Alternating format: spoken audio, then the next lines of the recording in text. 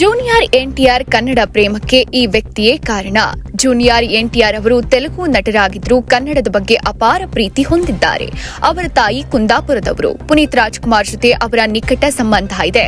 ಕನ್ನಡ ಚಿತ್ರಗಳಿಗೆ ಡಬ್ ಮಾಡೋದು, ಕನ್ನಡ ಹಾಡಾಡೋದು, ಕನ್ನಡದಲ್ಲಿ ಸಂದರ್ಶನ ನೀಡೋದು ಇವರ ಕನ್ನಡ ಪ್ರೀತಿಗೆ ಸಾಕ್ಷಿ. ಜೂನಿಯರ್ ಎನ್ಟಿಆರ್ ಅವರು ತೆಲುಗು ಸಿನಿಮಾದಲ್ಲಿ ನಟಿಸಿದ್ದಾರೆ. ಅಲ್ಲವರಿಗೆ ದೊಡ್ಡ ಮಟ್ಟದ ಬೇಡಿಕೆ ಇದೆ ಎಂಬುದು ಎಲ್ರಿಗೂ ಗೊತ್ತಿರೋ ವಿಚಾರ.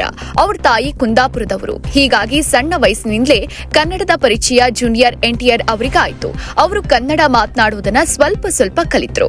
ಪುನೀತ್ ರಾಜ್ಕುಮಾರ್ ಜೊತೆ ಜೂನಿಯರ್ ಎನ್ಟಿಆರ್ ಒಳ್ಳೆ ಗೆಳೆತನ ಬೆಳೀತು. ಈ ಭೇಟಿ ವೇಳೆ ಇಬ್ಬರು ಕನ್ನಡದಲ್ಲಿ ಮಾತನಾಡೋಕೆ ಪ್ರಯತ್ನಿಸುತ್ತಿದ್ದರೇನೋ. ಈ ಕಾರಣಕ್ಕೂ ಜೂನಿಯರ್ ಎನ್ಟಿಆರ್ ಅವರಿಗೆ ಕನ್ನಡ ಬರುತ್ತೆ. ಪುನೀತ್ ಸಿನಿಮಾಗಾಗಿ ಗೆಳೆಯ ಹಾಡನ್ನ ಕನ್ನಡದಲ್ಲಿ ಹಾಡಿದ್ರು ಜೂನಿಯರ್ ಎನ್ಟಿಆರ್ ಅನ್ನೋದು ವಿಶೇಷ.